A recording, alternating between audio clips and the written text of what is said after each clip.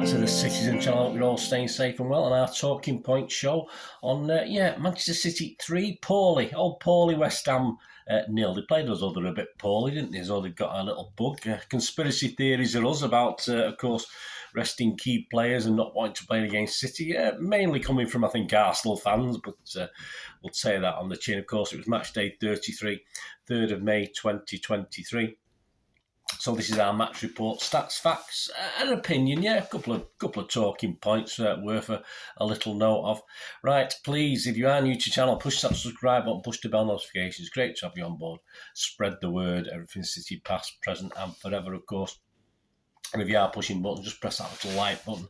It'd be very appreciated, but appreciated even by me as well. Get me words straight.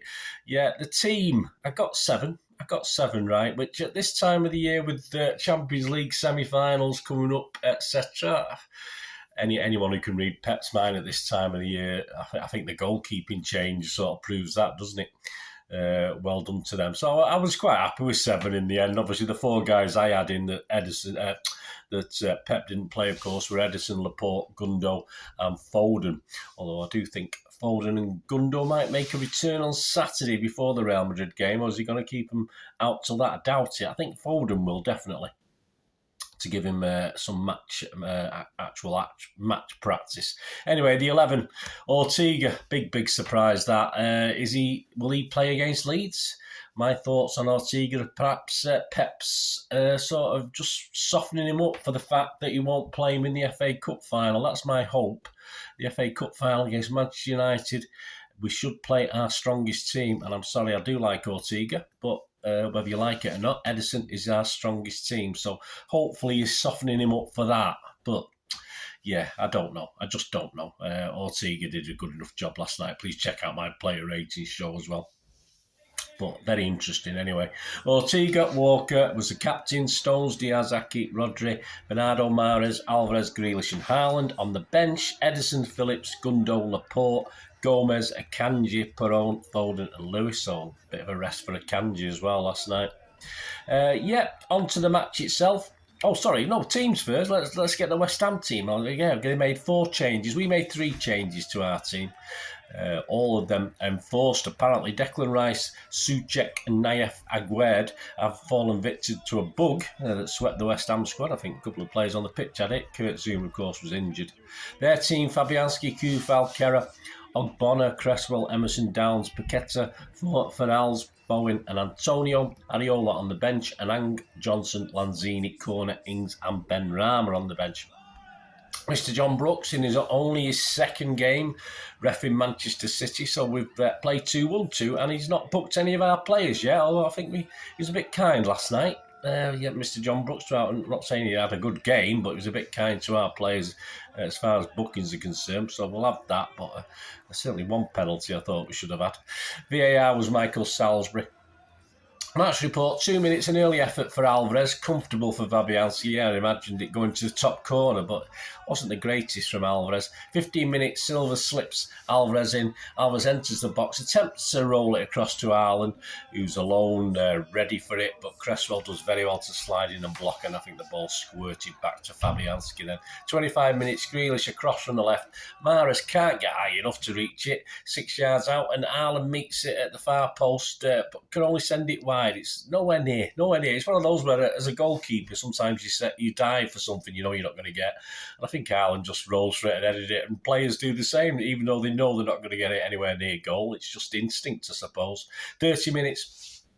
Bowen has a crack from the tight angle on the right. Ortega makes himself big, blocks it. Emerson's behind him for a little tap-in if it did get to him, which it didn't. City go up the other end. Grealish steams in from the left. And yeah, it's one of those nearly ones from Grealish. He smacks it. It looks as though Fabianski might have got a hand to it, but it smacked the post anyway. Possibly a corner, but a goal kick was given, but I'm not convinced either way. 32 minutes, Rodri and Haaland, the 1-2. Suddenly, Rodri bounces clear. The ball bounces kindly for him, and he just side foots it. It's not, it looks a bit as though he wasn't convinced in himself that he could put it in the net, but it smacks against the sort of inside of the post, and rather than switching into the net with Fabianski B, of course, it bobbles along and goes out for a goal kick. Very, very close, and we really needed that at that stage. It was a bit drab, to say the least. 44 minutes, Haaland attempts a long-range 1-2 with Grealish. Chases a return pass, and he's sort of brushed by Downs as he enters the box, and it goes down a bit too easily for me. I think he should have stayed on his feet and had a go. The referee's not interested. Probably right. Half time, 0-0. Yeah, a bit nervy. The crowd was nervy. Atmosphere a little bit tepid. I mean, we did our best, or I did my best where we were singing, but it was a little bit weak. We needed something on the pitch as well. And of course, there's no real animosity between us and the West Ham fans, who I think there's seems to be a lot of empty spaces in there a bit as well. So the atmosphere, no sort of between the fans, no banter really. So it was sort of quiet all round. I'm quite nervous, but it was like that before the game as well. On the concourse, it just seemed a bit quiet, to say the least. 49 minutes into the second half, Grealish invites a crude slide from Downs, wins a free kick. And from the free kick, yes, we didn't have long to wait, thankfully. It's a good job we scored early. The longer it went on, it would have been more nervy. Mahrez swings, of course, across him. Ogbonna plays Aki in behind him. Aki rises again like the proverbial salmon and powers a downward-headed pass for Fabianski. Sort of textbook stuff from there. Textbook header. Keeper no chance. It's 1-0. And yeah, at that stage, you just didn't see West Ham didn't seem to up a gear. They still carried on the same sort of vein. 58 minutes, Haaland chases along, pass down the left. Kerr comes across, sives him down. He goes through it. May have got something on the ball, but he had to. I mean, I've watched the replay about 20 times. I'm still not convinced depending which angle it is. Penalty, but it certainly wasn't. A bit of the ball defence was used, and I think one angle did show him get to the ball, but after he'd gone through Haaland. It's one of those, if the ref gives it, VAR aren't going to chalk it off. And if, of course, the fact that he didn't give it, VAR aren't going to do it because it's not a clear and obvious error. It's very difficult. But then from the resulting corner, Stones looks to be body checked by Ogbonna again. Penalty? Nope, not again. So we weren't getting any penalties from Mr. Brooks, that's for sure, even though he didn't book any of our players. 70 minutes, Ings plays a loose pass in the centre. Grealish sets off. He's got Haaland on his left. He rolls the ball into his path. Haaland enters the box. Fabianski perhaps made it a little bit easy for him by really committing himself a long way, and he manages to dink it over. I'm not sure if he got a little bit of a fingertip to it, but a great goal. And it's 35 goals, and he breaks the records in a single season. Fantastic. 2-0, definitely over by then. 77 minutes, Aki and Alvarez are replaced by Akanji and Foden. 78 minutes, Mahrez cuts back from the right flank to tee up Stones, who falls backwards, off balance, and skies a shot into row Z. Quite funny at the time. I think we laughed. Yes, we certainly laughed on the pitch. 85 minutes. Mahrez, again, you should have just brought him on for set pieces, Mahrez. He's one of, in American football, when you bring certain players on for key moments, that's what, because open play was rubbish, but obviously set piece wise, he was the guy taking them all. He swung a corner on 85 minutes in. The ball's half cleared. But Foden meets a dropping ball. I don't think he would have troubled the keeper with the shot. I've watched it back once, but it fell to him on the edge of the D, and a cruel, wicked deflection off Emerson's ankle, leaving Fabianski with no chance, and the ball flashes unhindered into the net. I think you get 3 points for that in billiards, don't you, that sort of goal. That was the 1,000th Pep goal. Well done, mate. I think Liverpool are next in the same time, 797 goals. So well done, Liverpool, for getting so close. 89th minute, Paqueta cutting in, has a chance for a consolation and make it a nervy last 4 or 5 minutes. It wouldn't be like City otherwise, would it? But his shot is parried, not convincingly by Ortega, but then the ball comes out and we get bodies in the way, and finally we get it clear. 3 minutes injury time, just enough time for a smiling Phillips to come on for Rodri. He enjoys coming on at that time, but getting paid for doing nothing, is he? But I'm not going to have a go at Phillips. Everyone is. Why? I have no idea. But at least he's doing what he can do, what Pep allows him to do. The match stats. Shot 16 by City, 7 on target, 6 by West Ham, 2 on target. Possession was 70% for City. Passes 720 against 315. Accuracy was okay for City, 90%. That's up there. Anything 90 plus is always good. 77% only for West Ham. Fouls 8 by them, 8 by us. 1 yellow card for them, 1 offside for us, and 6 corners for us, 3 for them. So I hope you got on the under 9.5, and I hope you got on City 3, West Ham 0, which is what I said as well. But you never learn, guys. I mean, I've got a broken clock's right twice a day, isn't it? So I've got to be right sometimes. XG Philosophy at XG Philosophy. Yeah, my thanks to them on Twitter. Give them a follow. Haaland, yes, it's Haaland. If you look at Haaland's goals, 35 goals he scored in the Premier League from 28.85 XG. So that's pretty good, isn't it? I think that's good. Yeah, very good. City last night. Obviously, 3 goals, our XG was 2.85, and West Ham 0 goals there. Their XG was 0.58, so perhaps he should have snuck one somewhere. Overall now, at home against West Ham, pretty impressive. We played 54 in the league, won 38, drawn 5 and lost 11, scoring 114 and letting in 64. To sum up, West Ham, interesting. Hope the illnesses, all these bugs are sorted out for United at home, which is their next game. Then, of course, they've got AZ Alkmaar in this European Mickey Mouse Trophy thing next. Then they've got Brentford away, won't be easy. Then they've got Alkmaar away. So, a bit like Pep and City, although it's not, it's interesting what the chosen one will do, won't it? The manager for that. Then they got Leeds at home and Leicester away. Now they're key games, really. They're games they can't really afford to lose. They've got a 4-point cushion from the bottom 3. But they did appear to be going through the motions last night, but I think that was to do with the illness in the camp, and it sort of more or less seemed like that from what we saw.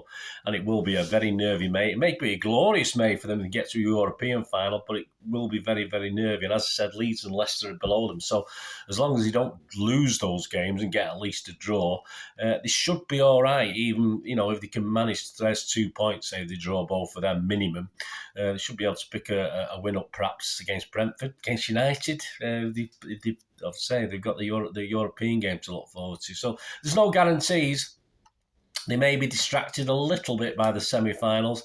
I think they'll scrape survival. I think they'll be all right. I hope so. As I said, early days of the 70s, I wouldn't have said that about West Ham. Wouldn't have wished any luck on them, but obviously things between us and them have improved slightly as far as fans are concerned. So, yeah, I do hope they survive and scrape, and I think they will scrape it. As far as us, not our best, like we probably weren't against Fulham. At least at Fulham, we had a couple of clear-cut chances where we should have put the game to bed. Not so much last night. The first half was pretty awful. Say with that shot had gone in, wouldn't have been too bad. The crowd was a bit nervous. We were a bit nervous. I was nervous, and I could feel it on the concourse before the game. Obviously, I don't think that conveyed itself to the players. I think they get on with it. I don't believe all this rubbish. But yeah, the crowd picked up when the team picked up, and as I said, there was no banter between City and West Ham fans, so that sort of dissipated the atmosphere a little bit. But interesting decisions by Pep to put Ortega in. As I said, is that because he's going to drop him for the FA Cup final and have Edison in there and just sort of soften him up a bit for the thing? Personally, I don't mind Ortega playing in the final, but I would prefer Edison because he, as I said, he is sadly, or not sadly, nothing sad about it. He is our, all right, he's got the ricks, of course he has, but with him in the team, it's our best team. Ortega's very deliberate at the back, playing it around last night. He doesn't have the ability to do these little dinks that Edison does, and he puts extra pressure on the players because he relies more on his defenders, Ortega, when they're passing it around. He's far more deliberate than Edison, not as cool, and I think that sort of generates itself to the players as well, although the professionals, he cope very, very well. But it was an interesting decision to have Ortega there. It'd be very interesting. I mean, to be honest with you, he plays against Leeds, Ortega. I honestly think Pep will play Edison in the FA Cup final, but we'll see nearer the time. There's a bit of water to flow under the bridge before that one, anyway. But a welcome clean sheet for Ortega, so well done for him. Even though obviously he wasn't exactly being battered, was he? Be interesting to see what Pep does against Allardyce's Leeds, because let's be honest, I have no idea what's going to happen there. We have no idea. I'm sure Pep is pulling his hair out trying to figure out what they can do. But as long as we do what we can do and play a little bit better than today, we have to be a bit more at it on Saturday. I hope we are against Leeds. I don't for 1 minute think we won't win this, but with Real Madrid coming up, I think he's got to more or less be getting towards his best team for this Leeds game in preparation for Real Madrid. Although obviously I'm not too sure people like KDB will be coming back in it, but I do expect Foden to start against Leeds. But we'll talk about that in the preview show anyway. Please join me for that as well. The latest odds after this game, City were 1-16 on to win the league. We've now gone to 1-18. To win the treble, I think you could get 11-8. That's gone down to about 5-4 now to win the treble. So interesting. Let me know your thoughts, guys. Let me know your judgment on this game. And as I said, please check out my Leeds preview and my player rating show. And with Manchester Evening News, is Joe Bray in charge of that one. Yeah, 1 or 2 slight differences to the scores from me and Joe. And let me know your man of the matches as well. City give it Aki if you watch my player rating show. I didn't really think any particular City player stood out. 2 or 3 could have got it, but I wasn't got an award on for that game last night, in fairness.